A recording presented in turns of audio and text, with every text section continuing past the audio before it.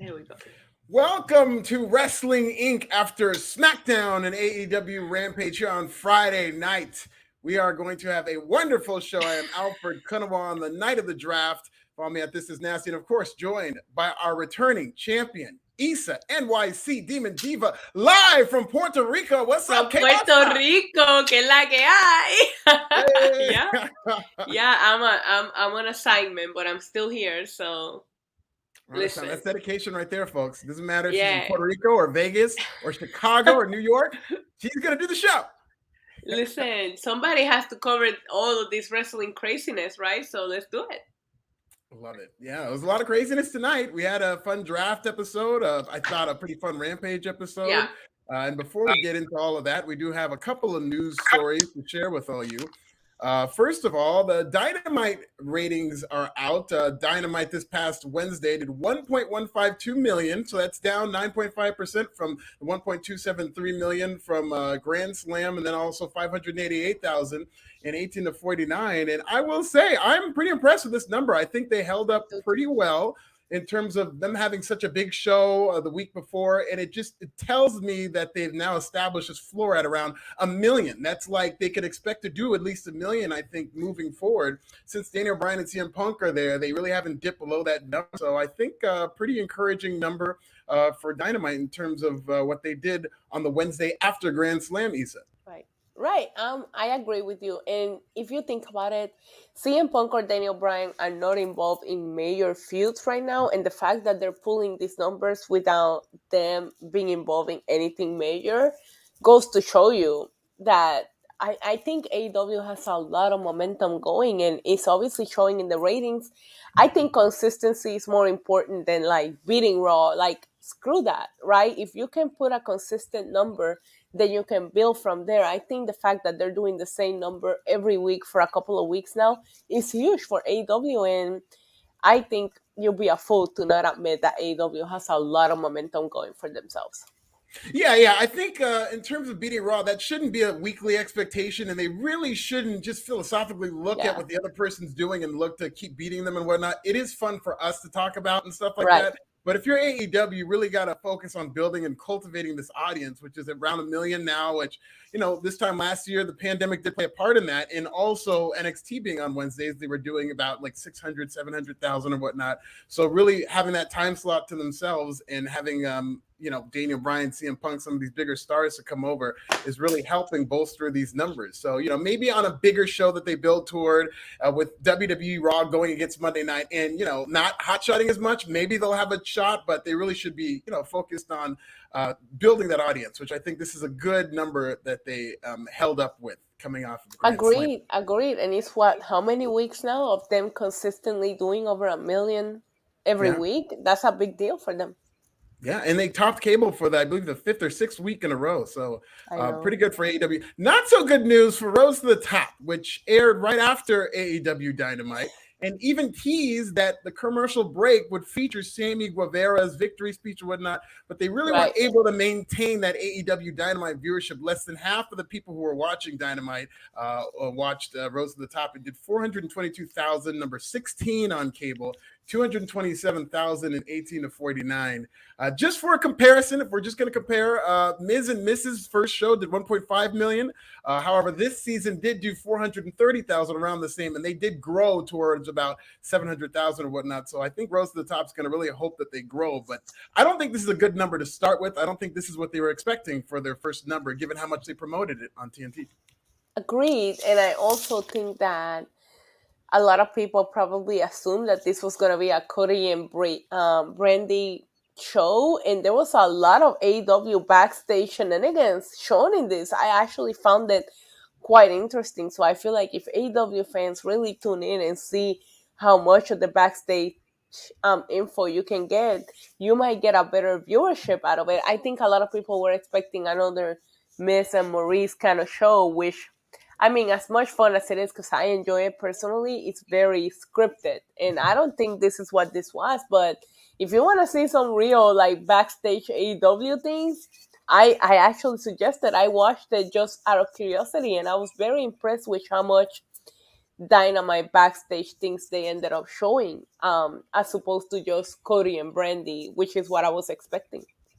Yeah, that would be the draw for me. I haven't had the chance to see this yet, but I do plan on watching it. But I do like the fact that it's focused on the wrestling, and it's a show about this couple that's promoting a wrestling company, and the wrestling is kind of centralized, whereas Ms. and Mrs. is just about their lives outside of wrestling, and you will have that intersect. But this seems more focused on wrestling in the terms of a reality show, so it does seem interesting to me. I hope the show does well. I think it would do great with women if it really started to catch on. I think it'll help AEW's female audience because they really don't draw a lot of women. It's predominantly men who watch AEW, and that's an area that they really need to develop. And if this show is a hit, that women will come with it. Yeah, there was a lot of backstage, not only with the Dynamite and the male perspective, but there was a big segment between Brandy, Red Velvet, and Jay that I absolutely found super interesting. So I do think that if you're an AEW fan, you should probably tune into this show. It's going to be different than what you expected.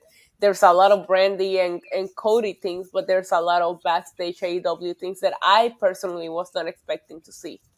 Oh, very nice. Very good tease. I like that, Issa. So check out Rose to the Top. I believe it's airing right now, so don't watch right now. It is. You gotta keep watching us. We're the A show. And then afterwards, you watch Rose to the Top. Yeah, you just watch 3 hours of wrestling. Save it for Saturday or Sunday. There's no pay-per-view this weekend. Come on. Yeah, just relax a little bit. So we're going to get into SmackDown. Before we get into SmackDown, our final piece of news is leading into that because the main event was, of course, Bianca Belair versus Sasha Banks. And it was announced before SmackDown, Issa, that Sasha Banks, Becky Lynch, and Bianca Belair will face off in a triple threat women's match for the women's championship at none other than Crown Jewel.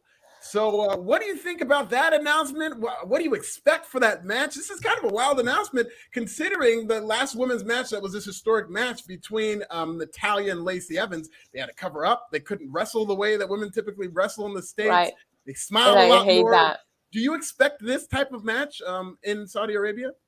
Probably, and I absolutely hate it because as soon as they teased it on Extreme Rules, I was like, I want to see it. And obviously, we saw tonight that I have a feeling they're going to be splitting these 3 women up with the draft. So this might be the one time that we get to see them wrestle, and they're not going to be able to. It's just a personal opinion, right? But I don't think they're going to be able to give it their all the same way that they might have in a United States-based pay-per-view, right? Or even on a SmackDown or a Raw. That being said, as a woman myself, I'm always here for women making history, and it is a big deal, but I just feel like they can't even go out there and dress the way that they want, or maybe do the moves that they want, or, I have a feeling that it's going to be the match that we want to see, but a little bit watered down, and it's a little bit disappointing because as soon as Sasha came back on Extreme Rules, I could not help but to scream, like, give this match to me before the draft. Like, please, I need to see it. Saudi Arabia was not what I pictured getting this match at. But again, we're not stupid. We knew there was a draft coming. I was 99% sure they were going to split them, and I know they're going to. Yeah, we'll definitely get into the draft picks that they're splitting up already. And there's going to be more splitting, it looks like, because we now have 2 women's champions on the same brand, which is a whole nother story. No, we won. They're just saving some for Monday because you cannot give SmackDown everything. So we're like, they didn't mention Priest, they didn't mention Nakamura, they didn't mention a lot of these champions. They got to save some interesting picks for Monday as well. So, yeah. And with the women's match, it'll be interesting because, WWE's plan is to improve on what they do before over and over. Like, first, they couldn't have women there. Now they did have women in kind of a token match that really wasn't too threatening. And maybe they do push the envelope a little bit and have an actual match here, but I don't think people are going to have their expectations high. But it would be encouraging if they were able to go out there and just wrestle the way they typically wrestle. Right. I don't know that they're going to be able to fully let loose the way that we expect these 3 women to win. That's a little slightly disappointing. Excited to see the match, but I just hope they were going to do it I would rather than do it on TV just to see them in the right gear, just really like let loose and like give us what we want. Maybe it's a tease and then we'll eventually get it, but you know. Yeah. Saudi Arabia is gonna be a whole different beast from gear to the way that they do the match compared to what we would have gotten if we actually saw them in a normal show. Yeah, it'll be a wild show in Saudi, so we'll see. They're already building up this card. They really promoted this card tonight on SmackDown, which was the WWE Draft. And I'm just going to go over everybody who got drafted round by round. Right. We kicked off the draft with a first round, 4 picks. Number 1 pick overall going to SmackDown. It's your tribal chief, Issa Roman Reigns, going to SmackDown. Come on. Big E going to Raw. Charlotte Flair going to SmackDown at pick number 3 and the first real surprise of the night. And Bianca Belair going to Raw in round 1. What do we think about these picks? Absolutely beautiful. I mean, right now, I personally feel, and I think a lot of people do, WWE, the best thing going for it is Roman Reigns, so it will make perfect sense for whoever was getting that first pick for it to be Roman Reigns. He's the best thing that you have going right now. Yeah, I do agree that Charlotte needs a little bit of something different to do right now. I cannot wait to see what Bianca does on Raw with a whole bunch of different opponents that we have never seen her go against. Yeah, I mean, I'm not mad at this first round of draft picks. It was perfect. Yeah, first round, and we'll get to the next round of WWE draft picks, round 2. Drew McIntyre going to SmackDown. That's interesting. RK Bro to Raw, the New Day to SmackDown, and Edge goes to Raw. I really like Edge to Raw. I think that's very promising. I think we were talking about this recently in terms of him going somewhere else and having fresh opponents. And I just love what Edge has done. And I feel like in terms of the big names he can wrestle on SmackDown, he's kind of gone through that. It'll be good to see him go to Raw. Yeah, it's gonna be a whole like refreshing new feeling, especially with Randy being attached to the tag team, because Edge on Raw, he's only wrestled Randy Orton, right? And now he's attached to Matt Riddle, so I don't think we're gonna see him go in that direction. Yeah, I mean, the New Day being split up, I'm a little bit sad about that, but I get it. I think this will be so awesome for Big E to get elevated on his own without needing the New Day, should they go in the direction that we need them to go with, which is make Big E the champion that we all know he can be. Maybe he doesn't need to have the New Day on his side, right? But as a big New Day fan since like day one, I was looking forward to seeing them reunite, but it doesn't seem like they're going that direction. And as long as that elevates Big E, we'll see where it goes. But if that's where we're going, I'm okay with that. Yeah, I was pretty disappointed that they split up the New Day. Like, I have no doubt that Big E could do this by himself. I thought he was really good as Intercontinental Champion, was on his own. They just kind of came back together, and they're doing like a victory lap, like a reunion tour where they've had a couple of matches. They were super over last week. And then it's just like, nope, we're taking them away again. And I just thought they already did that. We already got the moment and the big dramatic moment of them splitting up. But this time around, they just kind of did it. They didn't make a big thing about it. So, you know, it does show that maybe they just want Big E to fly on his own, and that hopefully that they put him in position to succeed. But I did think that this New Day reunion was a lot of fun. Do you think that I feel like we were going to tease that on Sunday at Extreme Rules, where nobody made a big deal about it, how it was the first match with the New Day reunited in so long. The fact that they didn't mention it made me feel like they're going to keep them split up and let Big E do his thing, you know? I like the New Day personally. I don't think they should ever break them up. If you're only doing this just to elevate Big E, then be my guest, because I do think that Big E should be elevated. But you did that with Kofi. Kofi had a great title run. I mean, you ended it the wrong way, right? But his title run was amazing, and the New Day was by his side, and I never felt like the New Day made him feel less than. You can do the same thing with Big E, but we'll see where they go. You know, the tag team division does need some help, and maybe they just want to keep them apart. We'll see. Yeah. So we'll see how that works out. I love what they did tonight. This next super chat ties into the next round. Bear Hudson, my guy, for $5. Love the article about diversity in AEW. Alfred, and viewing SmackDown's new roster contains plenty of diversity of all colors. Great job, Alfred. Thank you. You can check that out on Forbes. Shout out to Brandon Thurston, who did a study of TV numbers in wrestling companies by race. No surprise that AEW was the whitest and had the lowest black percentage. We got to fix that, AEW. I'm sure you will. I'm sure you can get time. But round 3, I mentioned that because it was Happy Corbin and Madcap Moss. I can't wait to hear what you think about Madcap Moss, Issa. Then we get Rhea Ripley and Nikki Ash to Raw. And my favorite draft pick of the night, Hit Row's coming to SmackDown. And then Bearcat Lee on WWE RAW. What do you think about this third round, Issa? I love hearing Hit Row's name. I do think that Hit Row is quite an entertaining faction, and apparently that's what they're wanting to see more of, right, on the main roster.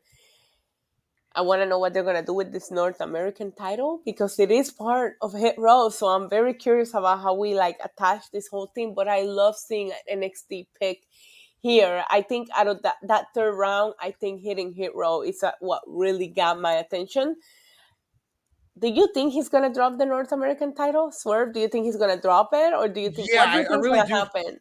I think he will. And as much as I do like Hit Row getting this shot and Hit Swerve Scott Row. is ready for this, like I really wanted them to kind of stay in NXT for a little bit longer and kind of develop a little bit. But I will say this kind of new NXT, you never know what you're going to get in terms of how they're going to promote them on this brand. So because this is a quote unquote Vince McMahon NXT, maybe, Hit Row on the main roster is going to be the same thing it would have been on NXT 2.0. So at least they're getting a more, exposure on the main roster.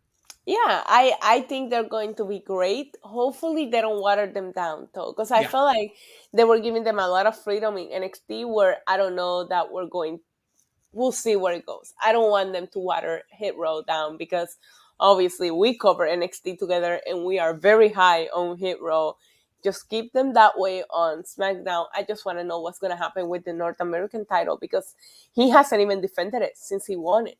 Yeah, that's so wild. I know. So that'd be funny if he just dropped it and he like vacated it without ever having defended it. Right.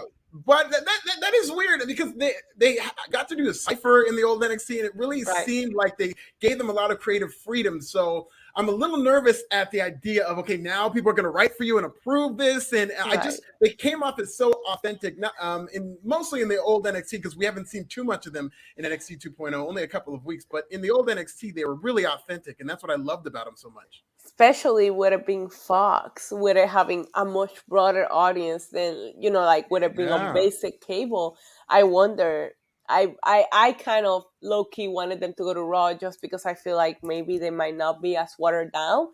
They know that SmackDown is their bigger audience, bigger ratings. I'm just afraid they're going to water them down. But we'll see. I'm going to give them the benefit of the doubt, which I shouldn't. It's WWE. But I will give them the benefit of the doubt and see. I need to see them debut and see how they treat them in the main roster. Stockholm syndrome. And great minds think alike. Stellar Justin Lopez, friend of the show, for $4.99. He said, "Got a feeling Fox had a lot to do with Hit Row getting called up, except for my man Swerve. They are all hella green." Listen, the thing about Hit Row as an act, maybe they're not the greatest wrestlers, but what really attracts people to them is the presentation of this as a main event act. And they have a guy in Swerve Scott who not only is ready, I mean, this guy is one of the better wrestlers in the world, one of the best wrestlers in the world. And he's been doing it for years, Shane Strickland, and I think he's ready for this spot. So if it's him and then Hit Row is there to kind of be management, and even a shot to the Adonis is a solid hand. So as long as they protect their strengths and they develop them as characters, I think they'll be just fine on SmackDown. I mean, we'll see. I'm gonna give him the benefit of the doubt, but I'm not gonna sit here and tell you, as much as we love Hit Row, that I'm not worried about it. Because I am. It's Fox, it's cable, it's basic cable television, and they totally watered them down and completely changed what they do. Final round, we have Naomi at number 13. Sonya Deville was not happy about that. Then Rey and Dominic to WWE RAW. Jeff Hardy to SmackDown. And the final pick, Mr. Irrelevant, that's what the term is for the final pick of the draft. Austin Theory goes to WWE RAW. They really talked him up. What do you think Austin Theory's prospects are on WWE RAW? I mean, we had Austin Theory on Raw when he was part of this whole Messiah little bit of a gimmick, and then we put him back on NXT. It was slightly confusing. Why would you debut him on Raw and then send him back to NXT? It's a name that, because we have seen him on the main roster, I wasn't surprised to see here. I mean, we'll see where it goes. I personally think that we're going to see Seth and Becky go to Raw. And maybe we'll see some kind of reunion between like Austin Theory and Seth and that old faction. I mean, we don't have Buddy Murphy here, but why not? Yeah, I like them together. I liked Austin Theory on Raw, and then he just disappeared. And I really like what he was doing on NXT in kind of a comedy role, but I hope they don't keep that comedy for Raw, for the main roster. I hope they really kind of develop him as an actual serious talent because he is very good. Agreed. So we get into the opening segment of SmackDown. It's Roman Reigns asking them to acknowledge him. You got a babyface reaction tonight. Paul Heyman has a new name for Roman Reigns. I want you to tell me what you think about this. A suplexorcist Roman Reigns. Is that what you're going to call him from now on, Issa? No, he's still head of the table, tribal chief, the big dog. Roman Reigns to me. He's got all kinds of nicknames, man. He does. He's a handful. Like, I don't even know what to call him anymore. It depends on what kind of mood I'm in. I love it. Brock Lesnar hits the ring and crashes a party. People go crazy for Brock Lesnar. He's suplexing everything. Suplex Roman Reigns. He gets out of the ring. Suplexes the Usos. They get yeeted. Roman Reigns is kind of concerned of Brock Lesnar, and we end that segment. What did you think about the opening segment and Brock Lesnar in flannel attacking everybody? Obviously, Brock Lesnar is a vision in flannel. The ponytail still as over as it gets. I love. Is it just me, Alfred, or doesn't he look bigger every time we see him? Yeah, like I feel like he like doubles in size every fucking week. Like, oh shit! Yeah. I'm sorry, Raj. Don't come for me. I feel like. Sorry, Raj.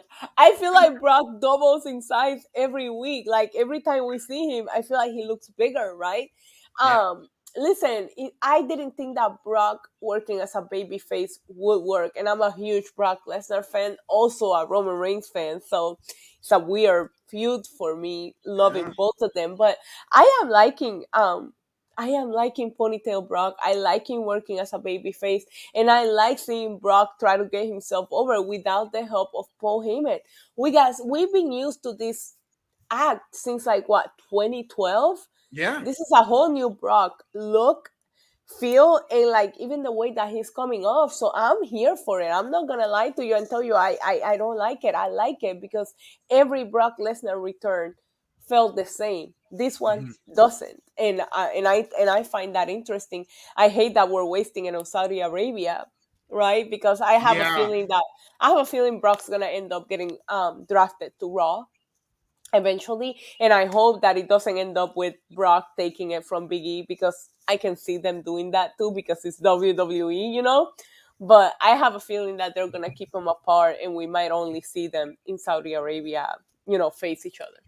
What if they had Brock Lesnar beat Big E in 7 seconds, just like he did in Kofi? You understand what happened to Black Twitter? Black Twitter would burn this company to the ground if that happened. You better not do that, WWE.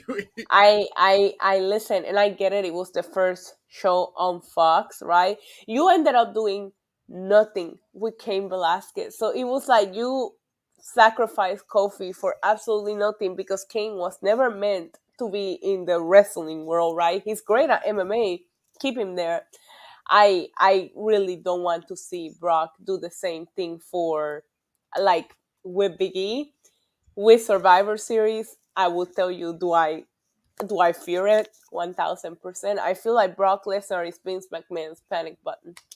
Yeah, I mean, you never know. He does have a couple of them, and Brock Lesnar is a part-timer, what Vince McMahon knows.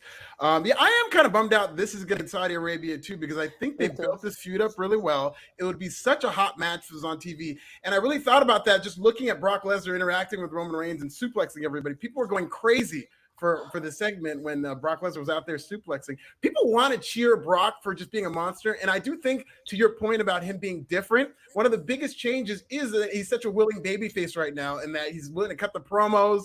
He's willing to get out there and kind of be amiable. He's not like this mean, surly Brock Lesnar. He's kind of relaxed now. And I do like this change in character for Brock. I love everything about it, because I since 2012, I really felt like every Brock Lesnar return have felt the same way. He comes back with Paul Heyman, he does his bouncing thing, he suplexes a couple of people, he looks the same. The fact that even the look is completely different from the Brock that we're used to seeing, I just feel like there's a little bit of more effort put into this return than anything else that Brock has done. I'm invested, and I want to see where it goes. So we get into this next segment. It is Happy Corbin. He's getting ready to wrestle Kevin Owens, and we get introduced to his new buddy.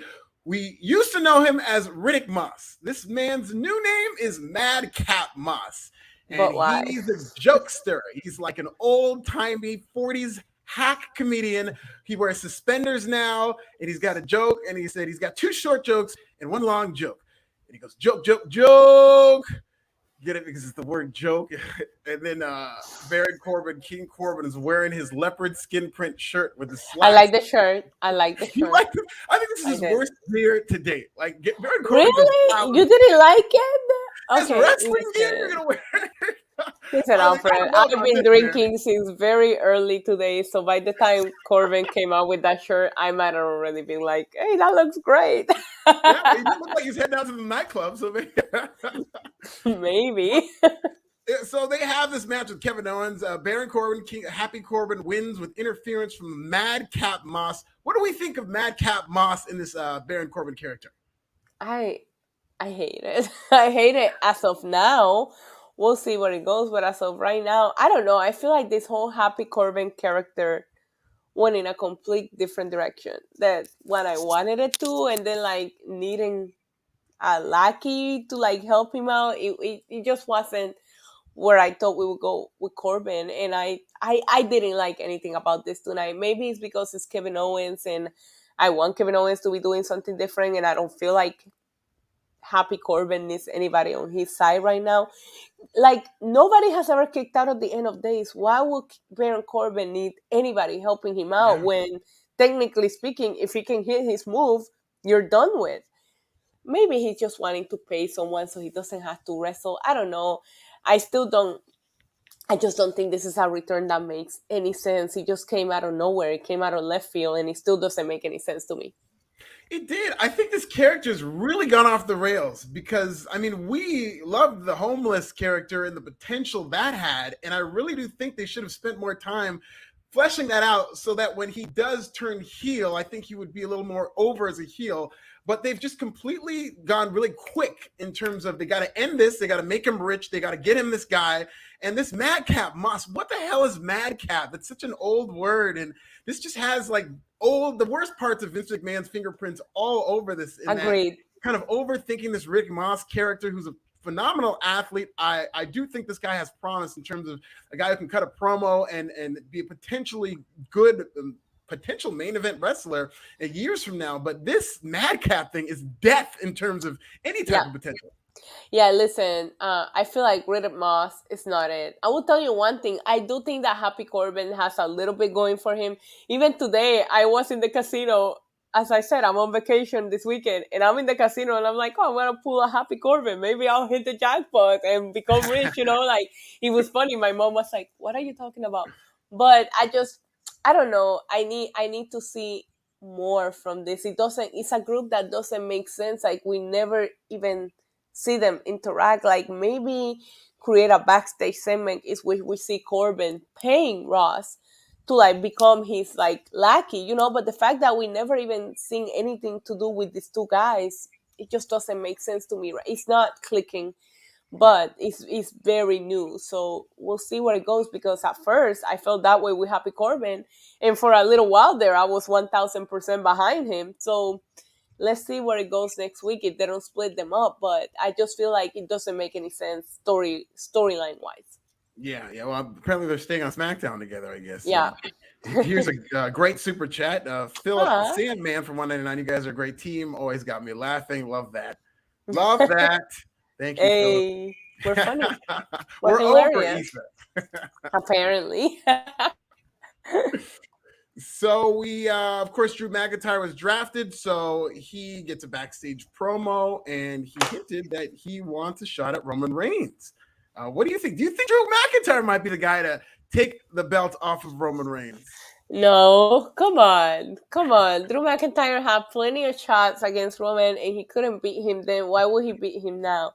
I am excited to see Drew McIntyre going in a different direction brand-wise, but I also hope that maybe next Friday we'll see Drew McIntyre say, hey, new brand, new me, and completely reinvent himself, because I personally feel like Drew McIntyre has been getting stale for quite a little bit now. Yeah, it's interesting because, he had that stage where he lost 3 matches to Lashley and couldn't ever challenge again. He showed up on Raw and he seemed that he was going to be the next challenger for Big E. So if they end up going through with that, that's definitely going to be a feud that he loses again. And if he feuds with Roman Reigns, I don't see him winning that feud either. So really doing a lot of damage to Drew McIntyre, who has seemed like a mid-carder ever since he lost that feud with Bobby Lashley. I mean, I said it at the time, this is mid-card McIntyre until further notice. This guy seems like he's in a tough spot right now, given where WWE wants to go with their top champions, and he doesn't seem to figure out those plans right now. Yeah, I had a feeling that it was like a fake out on Monday when he came out and he pointed at Big E. I get it. It wasn't necessary, but I get it. But I did have a feeling that it was going to end up being like, okay, we're just going to do this right now, but they're going to split them up on the draft. I do think that Drew McIntyre needs a whole new scene and a whole new different group of contenders to go against him. Definitely. And they did announce at the beginning of Raw, this might have been another last-minute decision, that these draft picks do not kick in until October 22nd, which is after the Crown Jewel pay-per-view. So we're going to get all kinds of things happening, I guess, until then. I think a lot of people are going to do jobs on the way out to their new brands. And that's a weird announcement, I think, that they're having this I 1,000% missed that. I just want you to know that. So it is something that just kind of threw out there and moved on with the show. But I don't know about that. I don't know if they've ever done it that way. Right. Pablo Duran for $5 said, Issa, God sent Alfred no headgear. Oh man, LOL. Show was weak though. Carry on. I guess it was. I mean, all in all, it was okay. It was harmless, but I don't think in terms of a draft show, which is kind of like a pay-per-view, I don't think there was anything to write home about for this show. Honestly, I did think, like, even just logging into my timeline this morning, I feel like for it being a draft show, it felt like it had the least amount of momentum going behind it. Like, I didn't feel like the hype for a draft in the timeline. Maybe after that announcement that you just mentioned, that goes to show you why, because it's like, we know you have Crown Jewel coming. So even if you draft Brock to Monday Night Raw, we're still going to get that match no matter what. We're still going to get Bianca, Sasha, and Becky. So it almost goes to show you, like, maybe you should have done the draft after you got Crown Jewel over with. But I will say, draft-wise, it was the least exciting that it's felt in a long time. And maybe it's because, I don't know, maybe you should do the draft as a Peacock exclusive back-to-back, maybe on a weekend, just so we know where everybody's going. Because right now, everything feels a little all over the place. Yeah, and in response to your headgear comment, no, I do not wear a headgear. I like it raw. Oh, but I love your hat. Yeah. Was he talking about a hat or like headphones? Yeah, maybe I'll have the hat. I think Pablo's talking about the hat. We love your hat here. Something on the hat, yeah. The hat will come. The hat is part of the show. I don't even have my cat ears because I'm on vacation, so I brought my traveling gear with me. Listen, whatever. I like your hat, okay? I like the cat ears. The cat ears are over too. I'm sure they improve your hearing to have those ears like that. They do. They'll be back on Tuesday. It's all good. Yeah. Cat ears back on Tuesdays, ladies and gentlemen. Love it. Edge cuts a promo. I thought this was a good promo. I love Edge when he really knows how to personalize these promos. He was talking about how he's the only member of this roster who's on the first episode of SmackDown. Now he has to go to Raw. They're booing that. And he's like, no, it's okay. Then we get Seth Rollins on the big screen, and this is a trope that I think a lot of people roll their eyes when they see something like this. He is outside the home of Edge.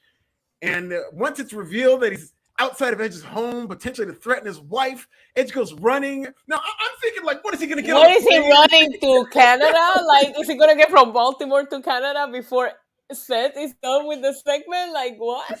Yeah, that looks ridiculous. But they did address that because what happened is he went backstage to call Beth. I guess that's why he went running. But it looked like he was going out to go, like, I got to get back to Canada as fast as possible. Edge, you're not going to make it, brother. You're in Baltimore, bro. Like, it's going to take you a couple hours to get there. You know that, right? So thankfully, Beth Phoenix is not in the house. It just ends up being several minutes of Seth Rollins going through Edge's home, being disrespectful, kicking his feet up on the man's chair and stuff like that, but not really doing anything, just looking at his children's art and stuff like that. And I know it's a personal thing going on in somebody's house, but in the grand scheme of people invading somebody's house on a wrestling show, this was very tame for me. Yeah, agreed. I mean, we've seen people pull out Glocks. Yes, that Glock. I had to Poor drop Arn that Anderson. because, listen, I'm not here on Wednesdays, but that Arn Anderson promo, I have not been able to stop thinking about it. I'm gonna get the shirt. I want to get the shirt and wear it on this podcast, Issa. Yeah, listen, I was on the plane today, and 50 Cents, You Not Like Me came on, and I'm like, yo, this is Arn Anderson's jam right here. Listen, okay, so let's talk about it, right? The reason why I felt like the Edge promo didn't really click is because, number one, we just said it, like, he took off running, and he's like, where are you going, bro? Like, if Yeah. this guy is in your house, you're not gonna get there. So it didn't make sense, right? If you go back to like when Samoa Joe was at AJ Styles' house, they didn't have AJ take off running. AJ was just screaming at the screen, Yeah. like, "What are you doing?" I felt like maybe that would have been a little more efficient with Edge tonight.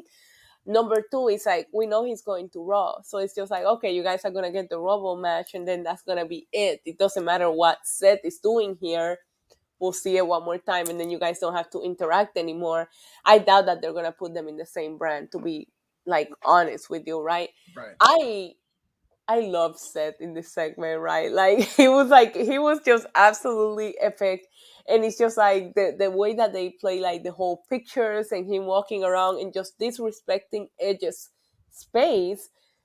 I really thought that Edge kind of like I'm sorry, Seth came look a little bit better when it came to this. But again, this is, if they're gonna have the rubber match at Crown Jewel, we're gonna see a week of Edge probably getting the upper hand on Seth. I thought this was interesting. I am really into this feud. I think that Edge and Seth are literally a younger version. Seth is a younger version of Edge, and I absolutely love what they're doing right now. I've been behind it 1000%. Their MSG match was amazing. I was there. I got to see it live.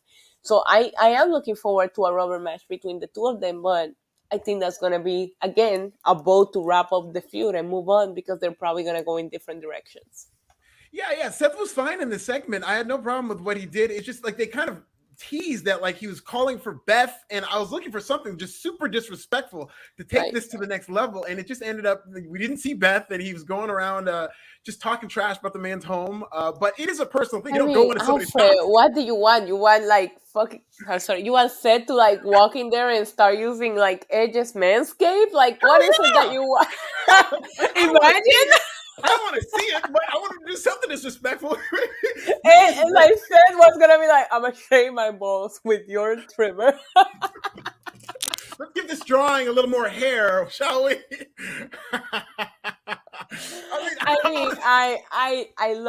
I personally love what Seth did here. I might be a little bit biased. Seth is one of my favorites ever. So obviously I'm always kind of like a little bit biased there, but I enjoyed it. I wish they wouldn't have had, and I get it, he was calling Beth. And also, where are the kids?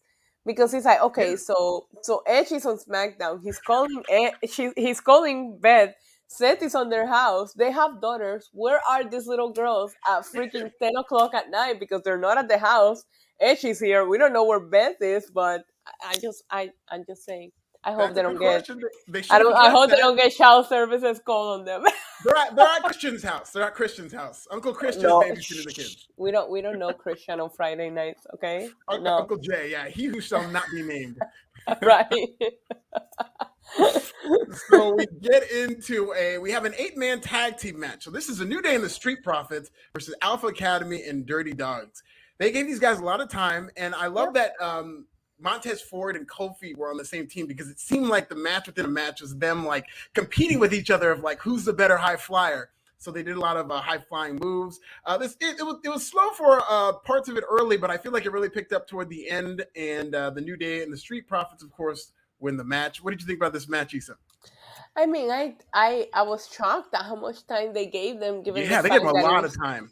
Yeah, you announced Bianca and Sasha for the main event. I thought that was going to be what would get the most time. Yeah. It was a fun match overall, but I feel like there's no heat behind this feud. So it's just like, okay, it's a good match, but why should I be invested?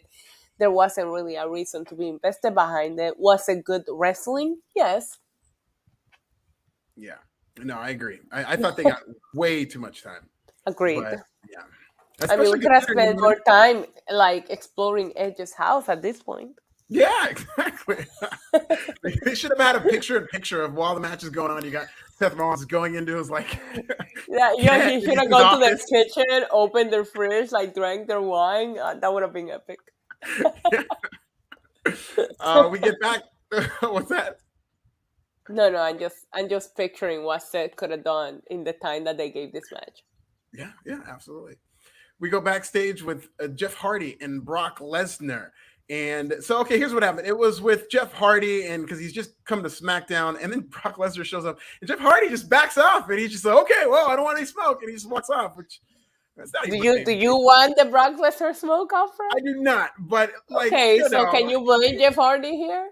Can we put some respect on Jeff Hardy's name? This is a legend. If he's gonna walk off from Brock Lesnar, 100 pounds of Jeff Hardy against freaking 500-pound triple Brock Lesnar. I thought that this was a smart move by Jeff Hardy. Yeah, Jeff Hardy has proven he can go toe to toe with Brock Lesnar. He gave Brock Lesnar one of the most vicious chair shots to the face I've ever seen in my life. Okay, but you're talking like 2002. Okay, like I'm talking Brock Lesnar ate Brock Lesnar and his wife and all of his kids now. And Jeff Hardy is like, I'm just here to have fun. Like Jeff Hardy is like Damian Priest, like I'm just here to party. Like I'm not I don't blame Jeff Hardy. It's like, okay, like Jeff Hardy was just involved in a US title match. It's like, why would you wanna like really be teasing the beast? I like the interaction between the two. It was fun. It was very charming. And then we get so Brock Lesnar saying he's a free agent, and he is. He didn't get drafted tonight. Yeah, but he's stirring it up. He's saying he's a free agent because of Paul Heyman. He's saying that Paul Heyman is the reason that Brock Lesnar is a free agent. So of course, then we cut to Roman Reigns. He's not very happy with Paul Heyman. He says that Paul Heyman is to report to Raw. And then he sends the Usos to Raw as well. And I guess this is going to be the storyline for Raw, that Heyman needs to make sure that the Usos are drafted to SmackDown and the bloodline is not split up. Otherwise, if he fails this mission, leave him for dead. Paul Heyman might die on Monday night, ladies and gentlemen. I mean, I hope that I'm pretty sure Roman has the Undertaker on speed dial to get a couple of like a freaking coffin for Paul Heyman if he fails to make this happen. I mean, I like Brock teasing that he was a free agent. I thought it was funny that they used those terms instead of saying I haven't been drafted yet, because obviously you automatically think, oh my God, Brock Lesnar is all elite. Obviously that's what that's what I thought about, but also I've been drinking. So I personally thought that it was a great segment. I love the tension, and Paul Heyman has all of this pressure on him to keep everybody happy. I personally think if Paul Heyman wants to be successful, he needs to keep them away from each other. That's not going to stop the Crown Jewel match, but you need to make sure that Brock goes to Raw and we get that Bobby Lashley and Brock Lesnar match, and leave the bloodline alone. They're the ones. They don't need this kind of they don't need this interaction with Brock right now. Yeah, very interesting that they're doing the storyline with Paul Heyman and the Usos on Raw. We'll see how that goes. I think we can expect to see the Usos back to SmackDown, but maybe as part of stretching the storyline out, maybe the Usos do get drafted to Raw so we can build up the tension between Roman Reigns and Paul Heyman. No, I think the Usos are staying on SmackDown just only because they drafted RK Bro tonight. Right. You're not going to have both tag team champions on Raw. Like, that doesn't make any sense. Well, it doesn't, but we did see the Raw Women's Champion to SmackDown, but, that could always be undone. But who knows? WWE makes up the rules as they go along. I think they want you to think that there's a possibility that they get drafted to Raw.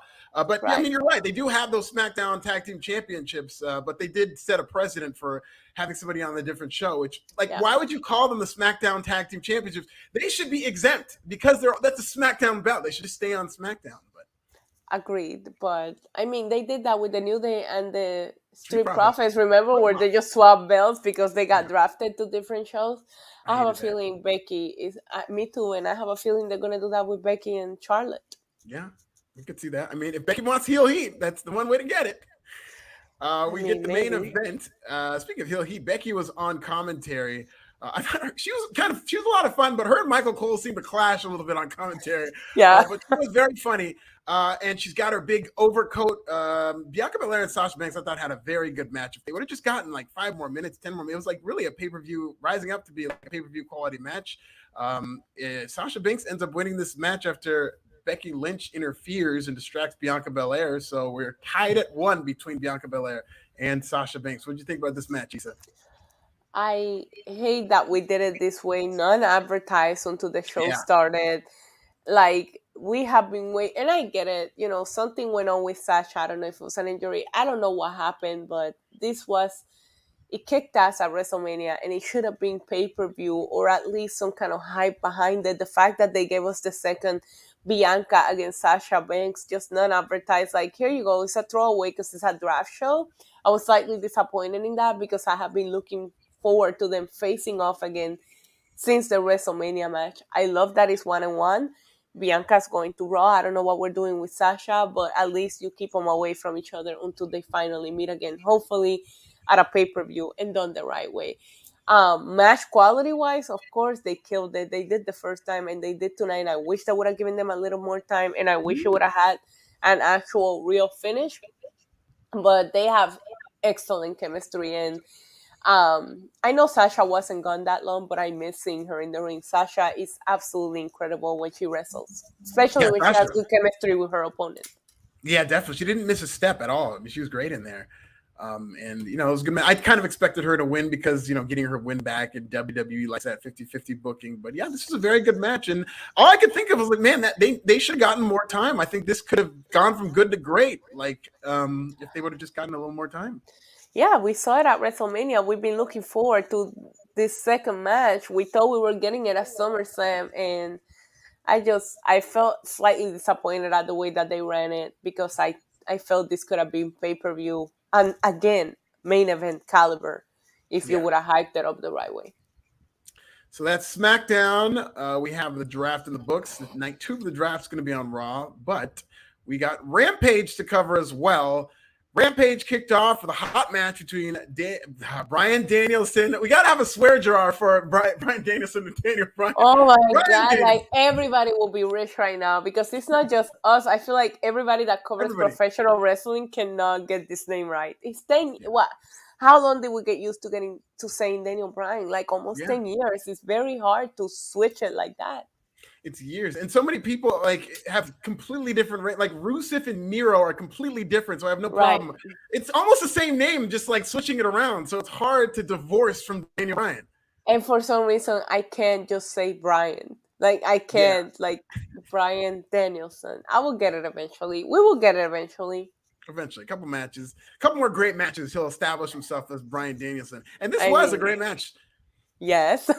I thought this was very good. I thought this was him and Nick Jackson. Nick Jackson is a very underrated singles wrestler, which is funny because like he's always going to be remembered as one half of the Young Bucks and one of the greatest tag teams ever. But they were promoting this as like a dream match because, you know, Nick Jackson's very good in there.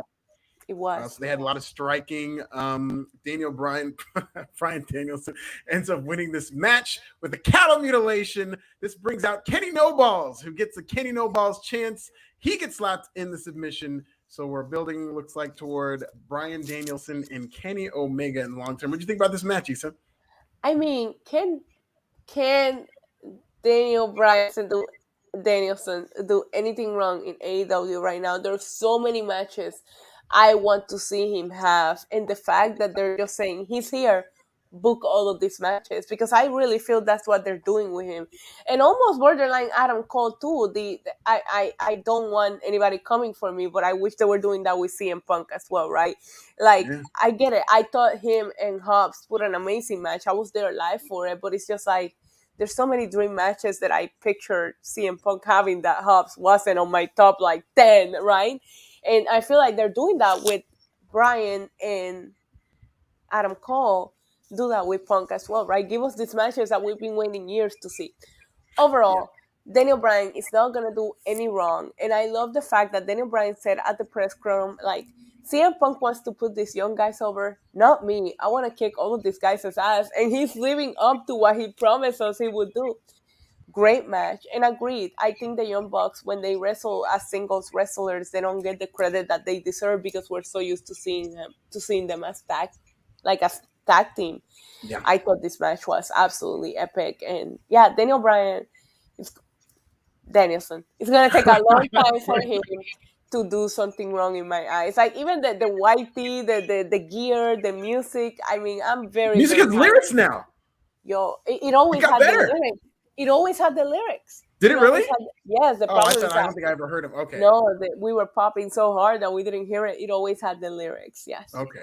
Well, that's good. No, I love his music. I love and the white tee's great. I love that. That's what he's wearing every single week. I feel like Danielson could wrestle a mop, like a broomstick, and it will freaking be epic at this point. He's so good at what he does. Well, you mentioned CM Punk. It's interesting. Well, first we had a promo from Ricky Starks talking about Brian Cage, so they're going to continue that. That kind of went dormant for a while, but I mean, that's been going on since Double or Nothing. Yeah. I thought they ended that weeks ago, but giving Brian Cage something to do because he's been squawking. He's not very pleased at his slot here. Chico, California's own Brian Cage is a good guy. Shout out to Brian Cage. But then we get Punk, and he has this promo. Now, here's what's interesting: is he's talking about how he wants all the best people, this, that, and the third. And they say, "Oh, so what's next for CM Punk?" And I always assumed that he was just going to run through Team Taz. They might have dropped that. They might be going in a completely different direction. And to your point, Issa, they might be setting up for maybe more dream matches, more high caliber opponents. Don't you think that there's needs to be a little bit more with Punk right now? Like, tell me what you think. Is this just me, or do you not feel slightly underwhelmed with what I mean? He's putting on great matches, but it's just like, okay, Darby Allin, I could get behind that, but Team Taz, it just wasn't. Let him feud with freaking MJF, let him feud with Moxley, let him feud with the Elite. Like, Team Taz wasn't on my top, like, I need to see CM Punk wrestle these people kind of list. You know what I mean? Yeah, and I don't think they're on anybody's because of how they book Team Taz as like these Washington Generals. They've never really been like a dominant heel faction or anything like that. I do like him working with young guys. It's particularly Will Hobbs, who I think has a future and stuff like that. That's great. Right. But in terms of like box office, what you brought him in there for, I think they're really biding their time and saving the CM Punk match because they really seem to savor these matches. But maybe they're just taking a slower pace with CM Punk because, Bryan Danielson was just recently wrestling a lot in WWE, so he can make that easy transition. So they are taking their time with CM Punk, and I do hope that he starts, having some of these more high-profile matches. But I'm sure, I mean, that's definitely inevitable. Maybe I'm just slightly anxious because it's like I waited 8 years for this. Yeah. Give us what we want to see. At the same time, AEW has proven me wrong, and I'll be the first one to admit it, where I'm like, I want to see these guys like do all of this. And look at Britt Baker, look at Hangman Page. There's so many people that they were like, no, let us build them up, and It worked out. So I with WWE, I don't give the benefit of the doubt anymore. With AEW, I can still say, all right, let's see where it goes. Where with WWE, you're like, yeah, it's not gonna go anywhere. Here, I can see them turning it around. We'll see where it goes. I mean, problem is CM Punk is going to get popped no matter what, so you really can't turn him heel. I feel like there's a high in CM Punk right now that no matter what he does, we're all going to be like, oh, he's here, So it's like, take advantage of that while you still have it. Right. And Pablo Duran for $5 says, curveball off topic. Alexa will wear the Lily mask. You will see. Love you both. Great job. Well, no, who knows where she has a sinus surgery right now. Oh, you know what? Now that I think about it, maybe that's what he meant, because she's going to have surgery. But she's going to be off TV for a while. So I don't know, man. I think this might be a signal that she's going to come back as Alexa Bliss. This is a perfect time. I wanted her to come back as the goddess as soon as Charlotte destroyed the doll. But I get it. If she's taking time off, I wish they would have filmed some kind of backstage segment to where somebody has an intervention and that's how you write her off TV. Like, we're going to lock her in a mental hospital until she gets better and then bring her back as the goddess. I don't know. I hope that the whole Lily and Alexa is over with. There's a slight chance that Bray might debut elsewhere within the time that she's off. So you might not want to bring back this gimmick if Bray Wyatt shows up elsewhere. That's a good point. We have Jade Cargill beating Thunder Rosa and Nyla Rose. Okay, let me tell you, I love the Bryan Danielson match. I thought that was a very great technical wrestling match. I thought they did a good job. This was my favorite match of the show because I had the most fun watching this match. I thought this was a banger because they had, table spots. Thunder Rosa put Nyla Rose through a table. They were just beating the hell out of each other. They worked really hard. I thought this was a really, really good match, and they really kind of worked around, Jade Cargill because she hasn't had too much in-ring experience, and she looked like $1,000 in there. I thought she looked excellent. I thought they were all really, really good, and this is a really good match. Yeah, I'm 1000% with you. This was my favorite match of Rampage.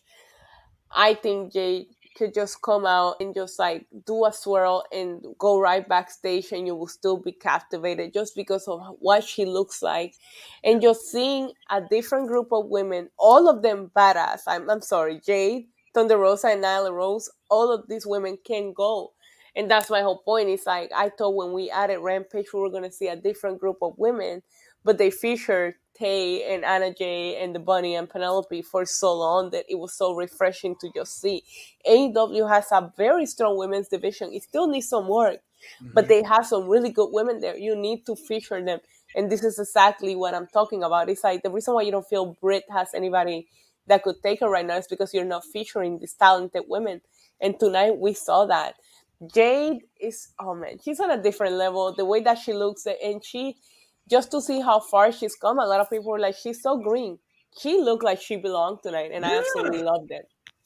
And they really put her over. She stood over Thunder Rosa. I was very surprised with her beating Thunder Rosa in that regard. I figured that Nyla Rose would take the fall, but this is great in terms of them really taking time to make her come off as a huge star. I love this. They did this with Britt Baker, and look where Britt Baker is now, right? Like, I remember Britt Baker being the very first women they come out when AEW even announced, when they had that press conference. Britt Baker came out there, and you would think she was going to be the face of the women's division, and look at how long it took for that. Yeah. And that's what I mean when I said I've given the benefit of the doubt. Let them take their time with Jay, because I do think when you pull the plug with Jay, Jay could be a very long-term women's champion for AEW. She looked great. I think Thunder Rosa is another person that you could put the title on her right now and nobody will argue it. Nyla Rose had the title. I mean, I thought this was great. It was a lot of fun, and I thought they had excellent chemistry. Yeah, definitely. So we get an Alistair, I'm doing it with Alistair Black now. Malachi Black promo about the black mist that he spit in Cody's face. I love this Malachi Black character. I just think he's so great. He's like the new Undertaker now that the Undertaker's gone. Agreed. And his entrance, there's everything about him. He's so captivating. I mean, you saw the reaction that Malachi Black compared, like he had a Grand Slam compared to Cody. Cody, the face of AEW, was just booed out of the building, and everybody was just so behind Malachi Black. Yeah. You gave him the win. I mean, I think you could go very far with Malachi Black. I'm very interested to see who you put him against next. But in the meantime, you still have him on TV. He's cutting promos. That way you don't forget about him until they figure out what's next for him. So we have this the segment that they do. One of my favorite things I look forward to every week, Mark Henry, that pre-main event segment. And this is the funniest one yet. I legitimately laughed out loud for this because there's Orange Cassidy and Jack Evans. And Mark Henry asked Orange Cassidy, so what are your thoughts? And Cassidy goes, I don't even know what this is. And then Mark Henry goes, this is a hair versus hair match, Orange. If you lose your hair. And then Orange just goes, then I guess I'm not going to lose. And then he just walks off. It was so deadpan. It was so great. You guys got to go back and watch this. Like, I was like, okay. I didn't think Orange was losing at any point, right? But I love this attitude in this promo where I was like, yeah, he's 1000% right. He's like, okay, I'm not losing. There's no way they're gonna shave the head of their golden boy right now, right? But I love his attitude, and I do love the Mark Henry interview with the main event people before they go out there. I do feel it adds to the show. Yeah, it was perfect because, they had those 3 screens that they're the split screen. So you just see Orange walking out of his screen, and then they have to close it to 2 people. And I was kind of worried because it's like, why Orange is going to talk here? This is weird, but this is perfect. This is the amount of talking I want Orange Cassidy to do. Yeah, same. Like when that's the thing with Orange Cassidy, when he talks, it just makes an impression. You know what I mean? Like it's just like it doesn't feel wasted. This was great, but main event, it was awesome. predictable, though. I never Yeah, thought very Orange predictable. Cassidy was losing this at any point. Cassidy goes over, and I don't think the crowd bought it either. They got into it at the very end, but I think the crowd was just kind of waiting for him to win. Orange Cassidy did win this match. Pretty good match. It gave Jack Evans a lot. They had some outside interference from Dark Order and the Hardy family office, but then after Orange Cassidy wins, he uses scissors to chop Jack Evans' hair off. Poor Jack, and all that long hair is gone. I love that Matt Hardy like turned the twist where it was like, it's a hair versus hair, but I'm not wrestling it. Like, Yeah, oh my not God, my hair. that is such a genius thing to do. Yeah, I thought the match was fun. It just felt very, like I said, predictable, and I do think that could affect Rampage on the ratings, where it's just like, okay, the main event is this, I'm switching the channel because I know what's going to happen. If you're trying to build Rampage to be like at equal to Dynamite, you have to put matches that don't feel like you know exactly what's going to happen. Right. But I have shared with you that I feel like this pre-tape a lot of times is also going to take a lot of people interest away, because I stay away from Rampage spoilers because we have to watch them, right? We cover it here, obviously. But it's just like, if I wasn't covering it and I know exactly what's going to happen, I don't know that I will watch it live. I will probably tune in the DVR Saturday over coffee, Saturday morning. So I do think that that could also hurt them. But it's like, if the match didn't feel predictable, you might get more people to tune in and avoid the spoilers. There was never a doubt in my brain that Orange Cassidy was not going over here. Yeah. I mean, Rampage never really feels like must-watch TV ever since, obviously, the CM Punk episode was huge. It was like the biggest episode they've ever done. And then also the Grand Slam episode was good too. But even that seemed like that's the B show to the Grand Slam that they had on Wednesday. Right. Yeah, it's really hard to convince people that I know Tony Khan is trying to make this into a level of the A show, but that's just not going to happen. It doesn't seem. I don't think that Rampage will feel like the A show until we get it to be filmed live. And even if you look at the numbers, like if you take a look at the numbers of when they filmed it live, like right before All Out, it was filmed live, and it still didn't really lived up to the expectations. I don't know that they're filming it live until the Friday before Full Gear. I think everything outside of that is going to be pre-tape. And obviously, if you don't cover it, I don't know. I really want Rampage to be as successful as Dynamite has been. But it's like, if you're booking main events that feel so predictable, that really might hurt your product, because it's like, why would you? Nobody, I'm telling you right now, nobody ever thought that Evans had a chance in this match. Yeah. That's the weird main event to do this. I like Jack Evans and everything, but they do not promote him as the main eventer before, and let the women main event at that point, just because the match felt so predictable, and it didn't feel that way with the women. I feel like Thunder Rosa could have taken this, Nyla Rose or Jade Cargill. So I was more invested into the women's match than I was into the main event. That would have been a great way to end it. Yeah, agreed. Yeah, for sure. But that's Rampage. So we did it. It's Rampage. It's SmackDown. We had our two shows tonight. Issa, what show did you like better? I'm going to say SmackDown. I feel like the draft, even though it didn't feel as hyped as other draft has felt, there's always that mysterious of who's going to go where. And there was a couple of picks here that I would say shocked me. Not shocked me, but I'm excited to see. I think Bianca going to Raw is going to be beneficial for Raw. There's a couple of things that happen on SmackDown draft-wise. Right. Matches-wise, I personally think that Rampage took it. So storyline-wise, SmackDown. Like in-ring action-wise, Rampage. Yeah, SmackDown did come off as a more important show, but I think because Rampage, being quicker is an advantage, but they didn't seem like they had a lot of, fat. They cut a lot of the fat, and a lot of the stuff on the show was just very easy to watch. And there were a couple of really good matches. So I preferred Rampage tonight. Yeah, I just wish they would have swapped around that main event. Maybe let Danielson main event, the women main event, and open with the hair match, only because I feel like no matter how much you hyped it up, nobody believed that Orange Cassidy was getting his head shaved. So it just felt like a wasted main event, a wasted opportunity. Well, she is Issa at NYC Demon Diva with the 1 on Twitter, and I am Alfred at This Is Nasty. Before we get out of here, Issa, do you have anything to promote before we leave? No, just go follow me on YouTube. I have tons of reactions and content coming this week once I get to edit it. But I will be posting a vlog from tomorrow's house show in Puerto Rico. I'm going to be attending, and it's going to be a lot of fun. So Puerto Rico. All right, check that Puerto out. Rico, wepa. Wepa! Check me out on Wait, Forbes. Alfred, stop. Yeah. You missed some super chats. I just want Oh, you did to I know miss that super 'cause chat? Do we have more super you chat? missed some super chats. Let's see some of Listen, the I super just chats. have to have the Man, chats back, okay? We're about to cost Raj some money.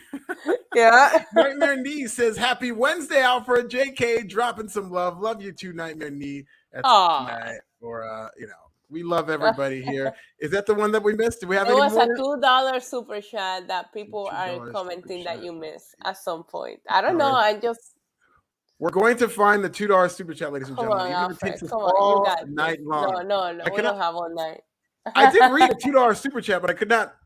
Okay, so that's Nightmare Knee. No, I don't see anything else. So you guys ripping me?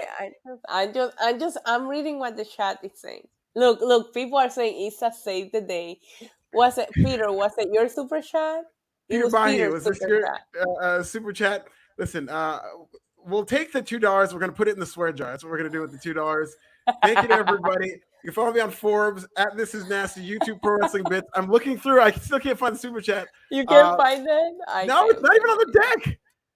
Wait, but I'm sure whoever said the super chat, if you could put, you have 10 just seconds. Just type it. Yeah, you have 10 seconds. Retype your super chat. We're looking. You have 5 seconds to retype your super chat. We would put it on for free, but it's okay. Listen, ladies and gentlemen, we will see everybody on Tuesday. We're going to be covering We'll be back on Tuesday, NXT 2.0. 2.0. Good night, Tony D'Angelo. Glenn will be back with us to talk about the greatest wrestler in the world, and we'll see you guys later.